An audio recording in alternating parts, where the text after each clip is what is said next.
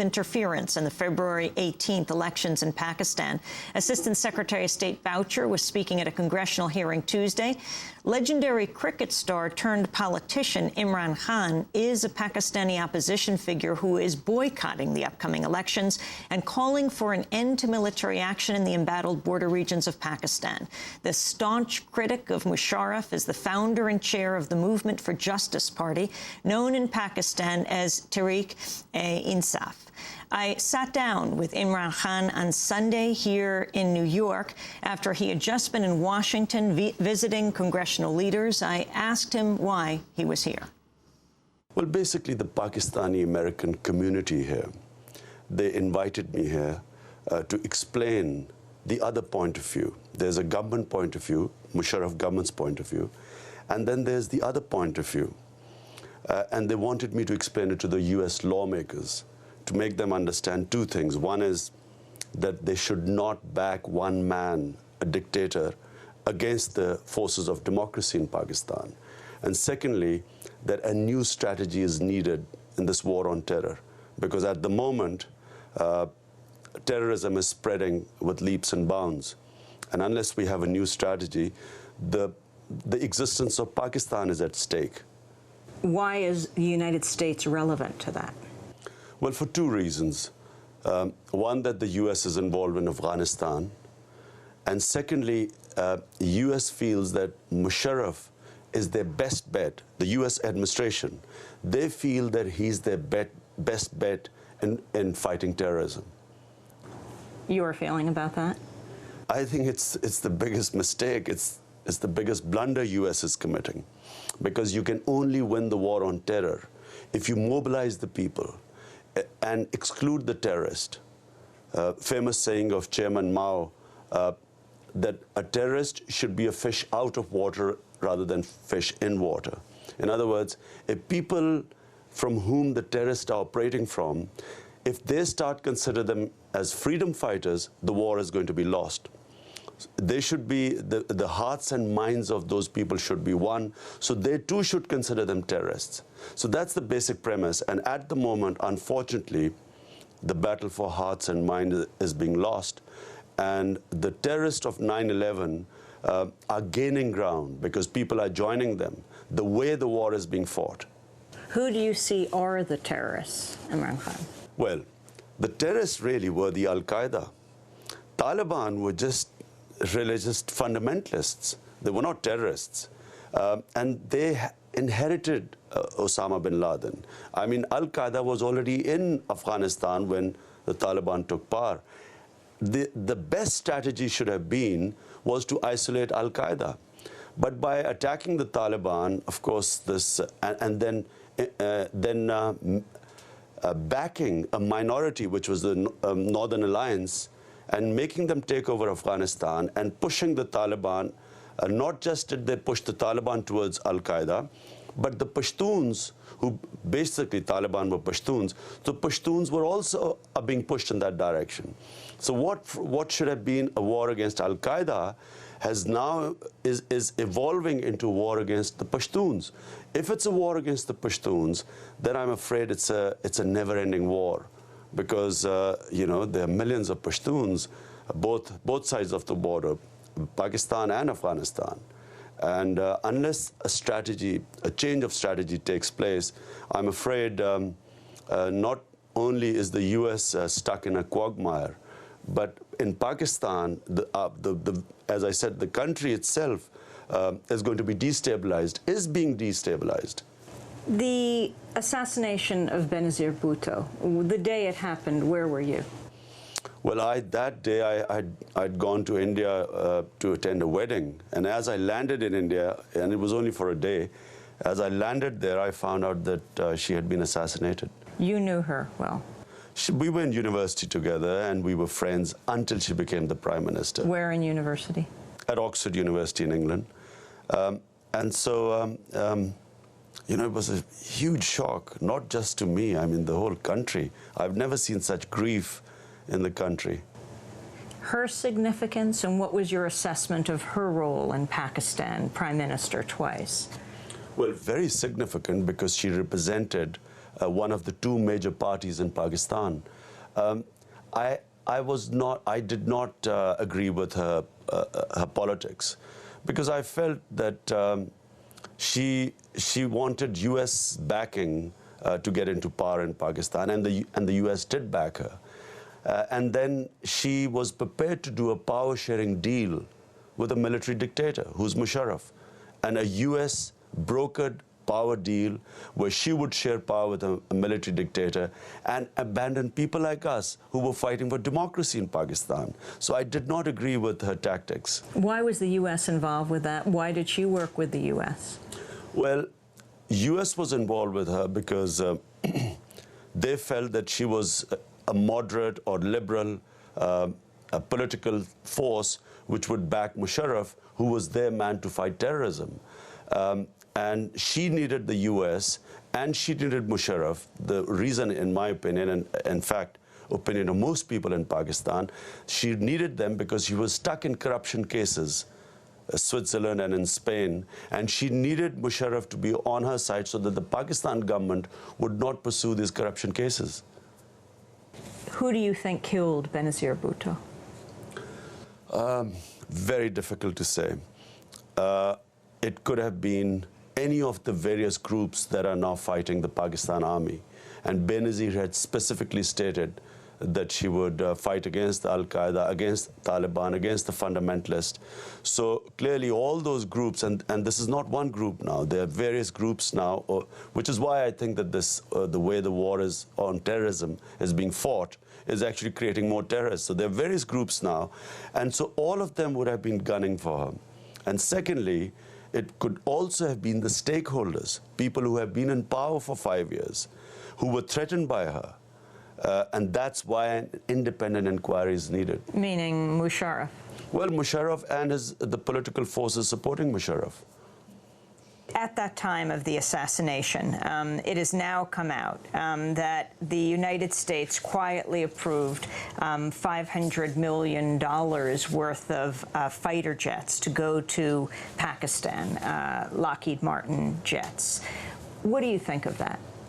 Well, look, there are two different, well, one, the reason why the U.S. is supporting the Pakistan army is because the Pakistan army is now the frontline army in fighting not just Taliban, but the people of the tribal area who now are moving towards the Taliban because the Pakistan army went into the tribal area and used the tactics which have alienated the people, like bombing from helicopter gunships, fighter jets, bombing villages, women and children dying. And so the whole tribes are now turning against the Pakistan army. So as I said, the way the war on terror is being fought, it's pushing more people on the other side. So the U.S. is supporting the Pakistan army because it's basically started off fighting the U.S. war on terror. And so when it's supplying it equipment, because it thinks it's doing the job which, if the Pakistan army wasn't doing it, the U.S. army would have to do it. In fact, the U.S. has talked about expanding a U.S. presence in Pakistan, but most recently announcing plans to expand military training and equipment to Pakistan in a $2 billion package over the next 5 years that would seek to boost Pakistan's intelligence service, its air and ground power. Well, at the moment, and not many people in the U.S. know, that the Pakistan army has lost more soldiers than the U.S. army in Iraq and Afghanistan put together. The sort of casualties the Pakistan army is taking is unsustainable. In my opinion, it's not long before there's some unrest within the army. Already there are stories about soldiers refusing to fight. And so you know, an army fighting its own people, not the terrorists of 9/11, its own people now. This is what it's become, because the tribal area, when the Pakistan army went into the tribal area, it broke the treaty with the people of tribal area, which was signed in 1948, that the Pakistan army would not go there. So by going in there, they are now virtually fighting the people in tribal area, fighting their own people, and they're sustaining heavy casualties. Who is the army, the Pakistan army? Who are the soldiers? Where do they come from? Well, they are mainly Pashtuns which are from the Northwest Frontier Province,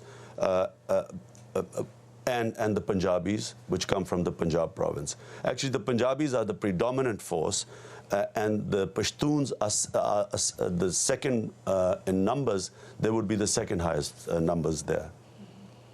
Do you see U.S. military aid shoring up Musharraf? Well, the U.S. are propping up Musharraf, and that's where I think that's why I came here, trying to make them understand that this is a tried and failed policy. Do you think the U.S. should cut off aid to Pakistan under Musharraf? U.S. should back the people of Pakistan. Whenever, if ever this war is going to be won, it will be won by mobilizing the people of the country. And you back the people by backing the democratic process, not a military dictator. And you back the democratic process right now in Pakistan by insisting free and fair elections with the reinstatement of the judges sacked by General Musharraf. 60% of our judges have been sacked by him. We want them reinstated, and under them free and fair elections. Whichever government comes into power, a genuine democratic government, it will be the best bet for U.S. to work with that to fight terrorism. You're boycotting the February 18th elections. Why? Because how can you fight elections when your Supreme Court Chief Justice is under house arrest? 60% of the Superior Court judges have been sacked, and Musharraf has got his own judges, his own election commission, his own administration, his own caretaker government. How can you have free and fair elections under this situation? Other opposition parties are going forward. For example, Nawaz Sharif, who had originally said he was going to boycott earlier elections, is participating in this. Well, more or less all political parties had boycotted the elections after November 3 emergency, when Musharraf sacked our 60% of our judiciary. Unfortunately, Benazir decided to fight the elections. The People's Party, and when she decided to fight the elections... You mean to participate in them? She participated in the elections, and this was under the American U.S. administration pressure. So, and this was really to save Musharraf. If she had also boycotted the elections, that was the end of Musharraf. But she actually gave him a lifeline by deciding to participate, and then others followed in because they felt that they would be left out. Pakistani opposition leader Imran Khan will come back to this interview in a minute.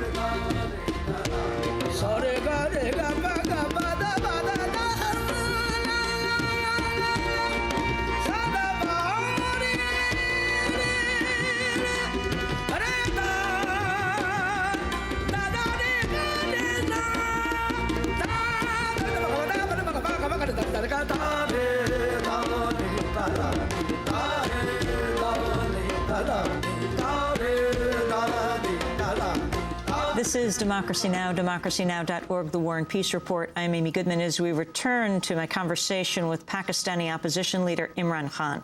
He was arrested by Musharraf last year. I asked him why he moved from being a cricket star to a politician. He could well be Prime Minister or President of Pakistan one day. This was Imran Khan's response. Well, simply because I discovered that in our country, there's a tiny elite who has usurped the resources of the whole country. The whole country panders to these tiny elite. By the way, I belong to them.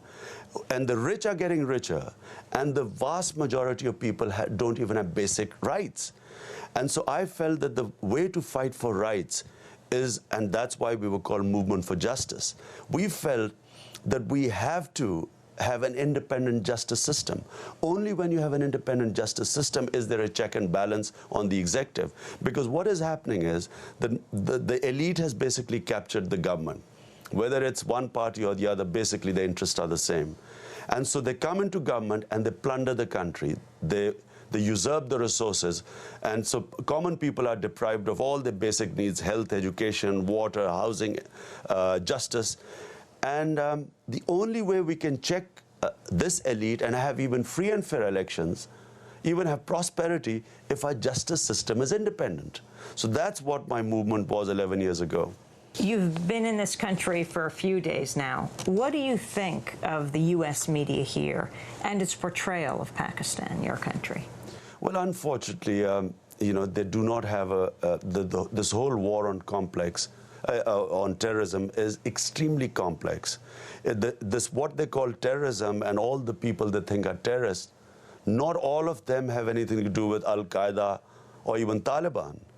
And here people seem to think that there is one man who's fighting this war on terror, and so they should support one man, and if he went, the country would implode and the Pakistan nukes would fall in the hands of the extremists.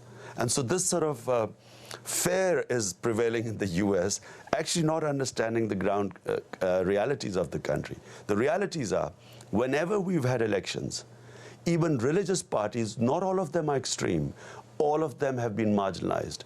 People always vote for centrist parties in Pakistan. So people are politically very aware. They don't buy this whole thing about people trying to use religion to come into power. So, even our elite underestimates the population of Pakistan. And secondly, the different strands of terrorism, all of them have different origins and they have different solutions. You cannot all put them in one basket. If you do that, the danger is they morph into one movement. So you all then have a common enemy. So it has to be dealt very carefully, and military is not the solution. Political dialogue is the solution to isolate the terrorists. Most of the 19 who flew those 4 planes were from Saudi Arabia, but Saudi Arabia is a close ally of the United States, also the royal family, very close to the Bush family in the United States. Nawaz Sharif, another opposition leader in Pakistan, was exiled in Saudi Arabia. What is your assessment of Saudi Arabia? Well, here's a Democrat. So when you ask me this question, I would always say that the basic problem with the Muslim world is we don't have democracy. And Saudi Arabia is one of those countries that too doesn't have democracy. And sadly, the reason always given is that we are not ready for democracy. Our people are not ready for democracy. It's like saying our people are not ready for freedom, that they like being slaves. It's just the forces of status quo always have used various excuses to deprive people of their freedom. And the problem with the US is that unfortunately, it always ends up backing military dictators or dictators at the expense of the people, and unnecessarily alienates the people. I mean, when I spoke to the lawmakers, I asked them a simple question. I said, look, why would people in Pakistan, if you have a democratic government in Pakistan and back a democratic government, which comes through free and fair elections, where you do not pick horses. I mean, the US backed Benazir Bhutto. I thought that was absolutely wrong. They should not interfere in the domestic politics, because if they back one party, then everyone else goes against the US. So if a government comes through free and fair elections, why would it not want to work with the US? It's bizarre. I don't understand this. Why would a democratic elected government in Pakistan not want to work with the only superpower in the world? I mean, after all, we have to, if I'm a Democrat, I have to go to the people to get their vote. And if I don't bring them prosperity, they're not going to vote for me. And if I pick a fight with the only superpower, how am I going to help my people? So it's so bizarre that they end up sort of picking one dictator, and this is our man, at the expense of and alienating the people. Osama bin Laden, believed to be in the northwest frontier of Pakistan. Your thoughts? How can anyone say where he is? I mean, I don't understand. This is all pure speculation. He could be anywhere in the mountains of Afghanistan. I don't think people have any idea what this whole region is. These are wild, mountainous countries.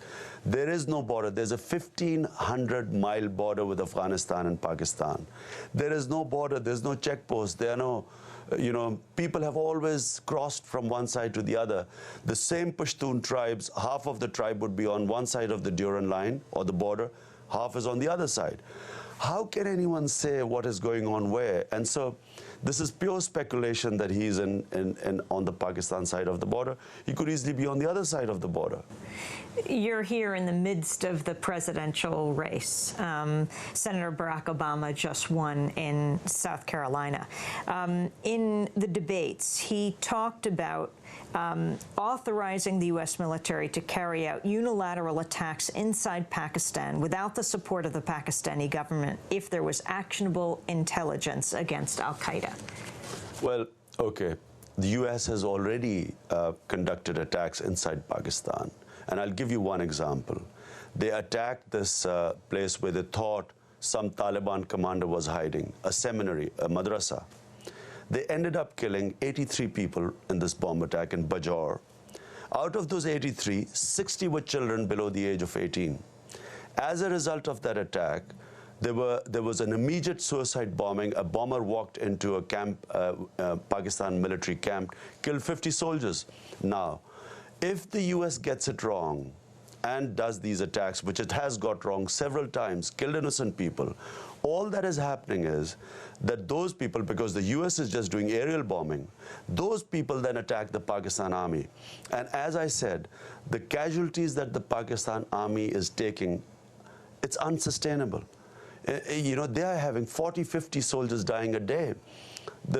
When innocent people are killed, and among the Pashtuns, they take revenge against the Pakistan army. They've done suicide bombings inside the GHQ in Rawalpindi. They've gone inside the commando base and blown up soldiers.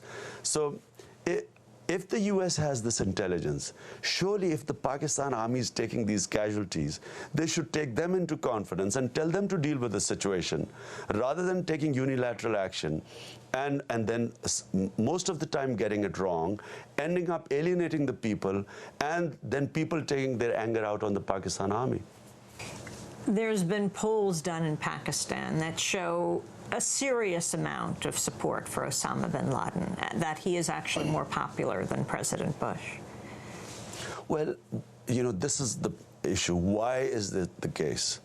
On 9/11, when everyone in Pakistan from across the political spectrum stood with the U.S., why is it now that the situation has come to this, that basically when you say support for Pakistan, Osama bin Laden, it basically means anti-American. At the moment, anti-Americanism is growing in Pakistan.